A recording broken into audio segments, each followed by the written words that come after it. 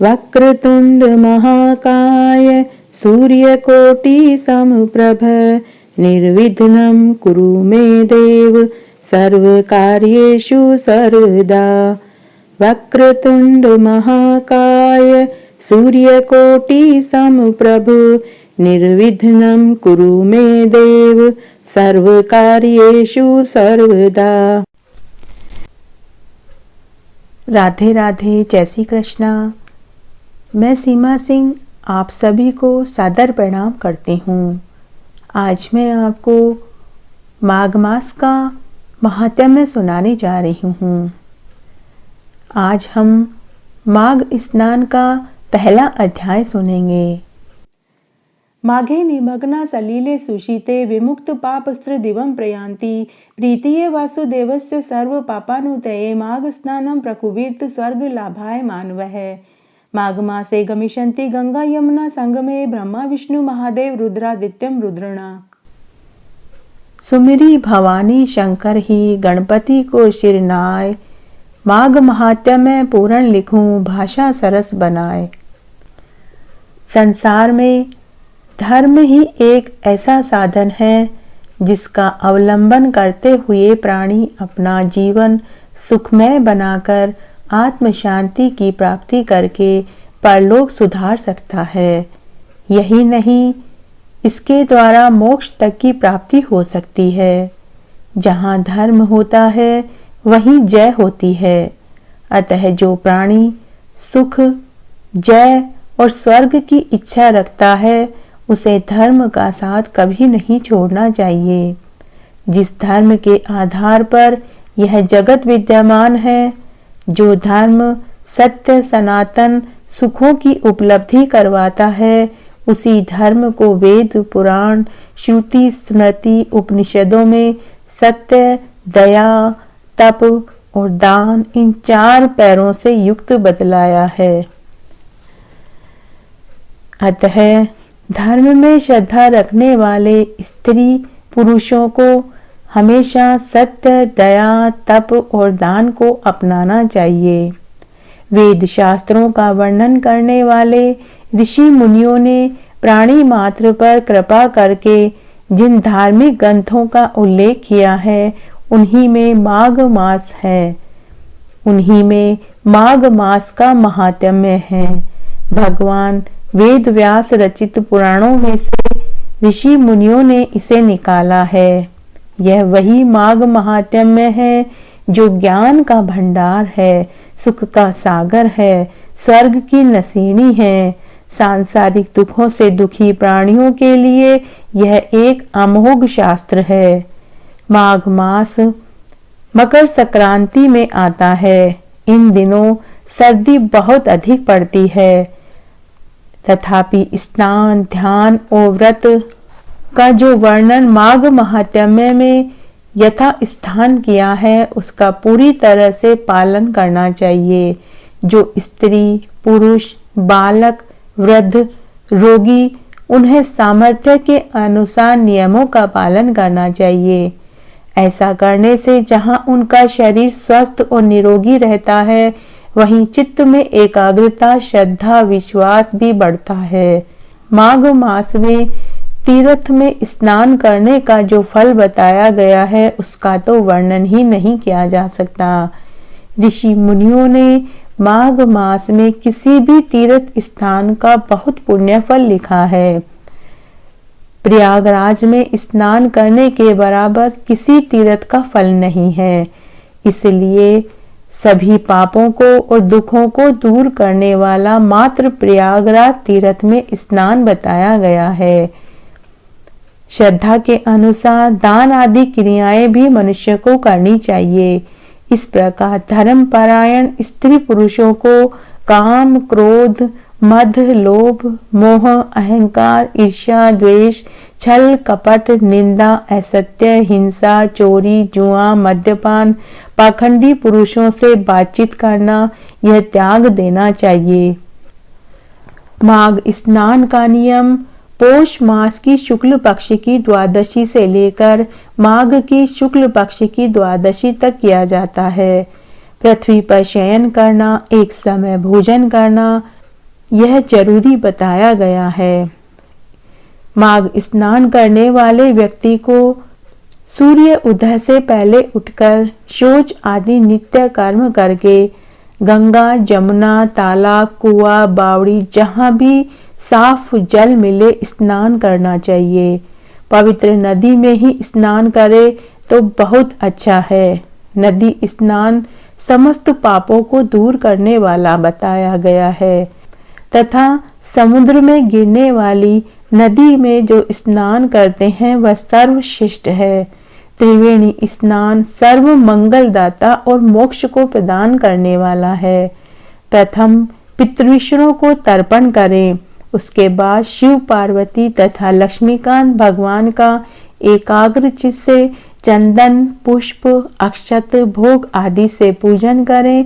धूप दीप जलावें, मन से वासना का त्याग करें, सद्गंधों का श्रवण करें, भजन कीर्तन दान पुण्य में समय बिताएं और रात्रि जागरण करें। कुविचारों को त्याग करके प्रत्येक प्राणी मात्र में सद्भावना रखें। जीव मात्र पर दया करें। सफेद तिल या तिल के लड्डुओं का नित्य प्रति वैष्णव ब्राह्मणों को यथाशक्ति द्रव्य रखकर गुप्त दान करें। तिल का दान महादान है। दोपहर के बाद घर में आए हुए भिक्षुक को अन्न जल जरूर दान करें, उसे खाली नहीं लौटाना चाहिए। कहते हैं कि अगर दोपहर के समय भिक्षुक भिक्षा मांगने आए और वह खाली चला जाता है तो वह अपने पाप आपको दे जाता है और आपके पुण्य कर्म वह अपने साथ ले जाता है। पहले अध्याय में राजा दिलीप का मृग्यागमन एवं तपस्वी से भेंट का वर्णन आता है। आइए अब हम माघ महात्म्य का पहला अध्याय सुनते हैं। महर्षि व्यास जी बोले, प्राचीन काल में मुनि वशिष्ठ जी ने अनेकों फल का देने वाला माघ स्नान का महात्म्य राजा दिलीप से कहा था। सो हे सूत जी, वह मैं तुमसे कहता हूँ। सूत जी बोले, हे भगवान, मैं आपका शिष्य हूँ, कृपा करके मुझसे माघ महीने के शुभ महात्म्य को लोक कल्याण के लिए कहिए। सबसे पहले आप मुझे बताइए कि माघ मास का व्रत सबसे पहले किसने किया और फिर उन्हें इसका क्या फल मिला। तब व्यास जी बोले कि हे सूत जी, तुम धन्य हो जो लोक कल्याण के लिए तुमने ऐसा प्रश्न पूछा है। सुनो, पार्वती जी के पूछने पर प्रसन्न मुद्रा में बैठे हुए शंकर भगवान ने माघ मास के श्रेष्ठ महात्म्य को उनको सुनाया था। वह कथा मैं तुमसे कहता हूँ। यज्ञ के पश्चात अवभृत स्नान करके ऋषियों के मंगलाचार करने तथा सब नगर वासियों के पूजित होने पर राजा दिलीप अपने नगर के बाहर मृग्या खेलने की इच्छा से निकले।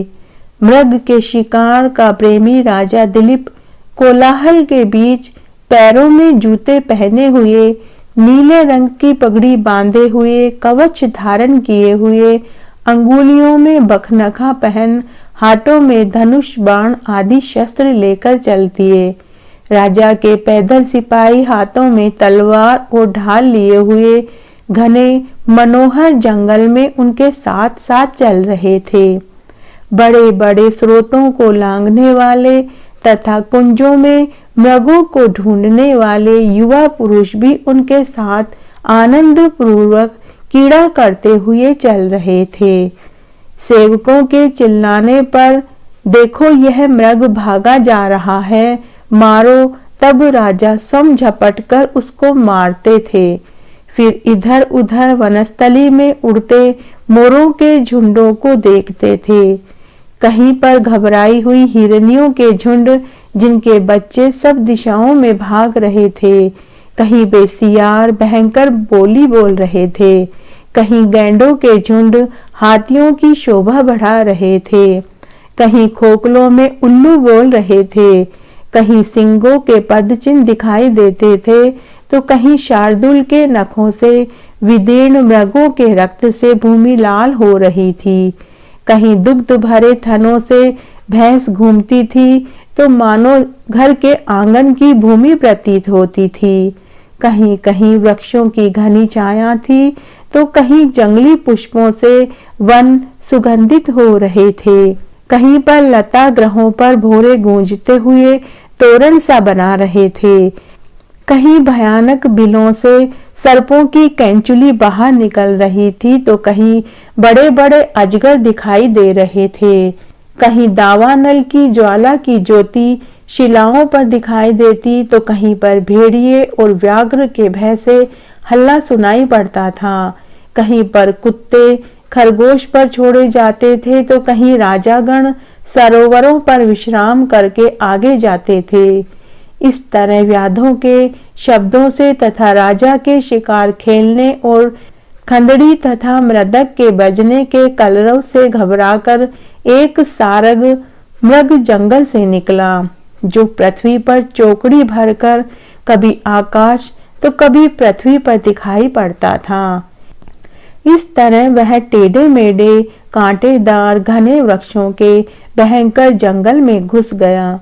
तब राजा ने उसका पीछा किया, परंतु निर्जन स्थान में मृग को न देखकर भ्रमित हो प्यास से राजा के कंठ सूखने लगे, तालू चटकने लगी, मुख मलिन हो गया। सैनिक भी सब थक गए, घोड़े भी उनके रुक गए। दोपहर के समय राजा प्यास के मारे व्याकुल हो रहे थे। जल की खोज में वह इधर उधर देखते हुए आगे चल गए। थोड़ी दूर पर घने वृक्षों से घिरा हुआ एक अति सुंदर सरोवर उनको दिखाई दिया, जिनके चारों तरफ तरह तरह के फूल खिले हुए थे। स्वच्छ जल था, सुंदर घाट बने हुए थे जिसमें बड़े बड़े कमल खिले हुए थे। उनके ऊपर भौरे गुंजायमान हो रहे थे। कमलिनी के पत्तों से घिरे हुए कमल मरकत मणि के समान दिखाई दे रहे थे। इसके जल में मछलियां तैर रही थी।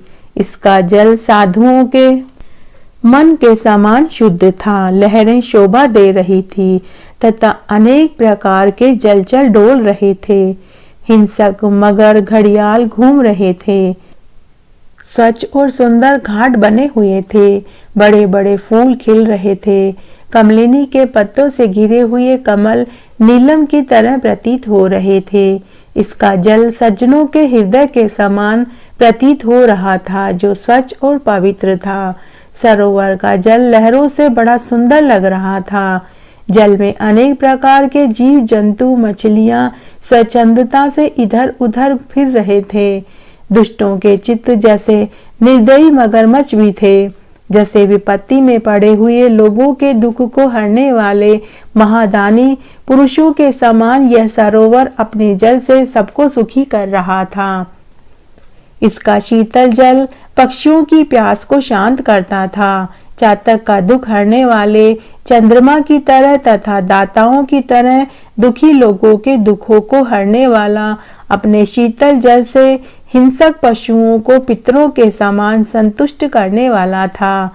ऐसे सरोवर को देखकर राजा की थकावट इस प्रकार दूर हो गई, जिस प्रकार बादलों को देखकर चातक की हो जाती है।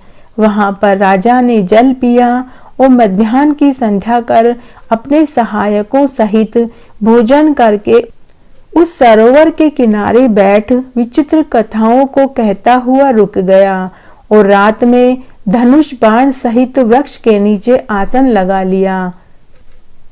रात्रि में राजा ने वहीं पर विश्राम किया। सैनिक पहरा देने लगे और चारों ओर फैल गए। रात के अंतिम समय में शूकरों के एक झुंड ने आकर पानी पिया। तब सब शिकारियों ने सावधान होकर उन पर आक्रमण किया और उनको मारकर कोलाहल करते हुए बड़ी प्रसन्नता के साथ उनमें से कुछ को लाकर राजा को सूचित किया। सुबह होने वाली थी। राजा भी अपने सैनिकों के साथ उस सरोवर के किनारे से अपने नगर की ओर चल दिया। जब राजा अपने सैनिकों के साथ अपने नगर की ओर जा रहा था तो मार्ग में उन्हें एक तपस्वी ब्राह्मण दिखाई दिया। वह तपस्वी ब्राह्मण तपस्या के कारण बिल्कुल सूख गया था। उसके शरीर में मात्र हड्डियां ही हड्डियां दिखाई दे रही थी। वह मृग चर्म तथा कोमल वल्कल पहने हुआ था। नख, रोम, जटा धारण किए हुए वह नियम पालन करके जप करता था। उस वनवासी को देखकर राजा दिलीप ने उन्हें प्रणाम किया और उनके सामने खड़े हो गए। तब उस तपस्वी ब्राह्मण ने राजा से कहा कि हे राजन, इस माघ मास के पुण्य काल में इस सरोवर का प्रातः काल का स्नान छोड़कर तुम क्यों जाते हो? यह सुनकर राजा उस तपस्वी ब्राह्मण से बोला कि हे द्विजोतम, मैं नहीं जानता कि माघ स्नान क्या होता है, माघ स्नान करने का क्या फल मिलता है। हे ब्राह्मण, आप मुझे बताइए कि माघ मास क्या होता है और माघ मास में स्नान का क्या फल मिलता है। कृपा करके आप मुझे विस्तार पूर्वक बताइए। इस तरह आज मैंने आपको माघ मास का पहला अध्याय सुनाया। आशा करती हूँ यह आपको जरूर पसंद आएगा। मेरे साथ बने रहने के लिए आपका धन्यवाद। आगे के महात्म्य के लिए भी आप इसी तरह मेरे साथ बने रहें। धन्यवाद।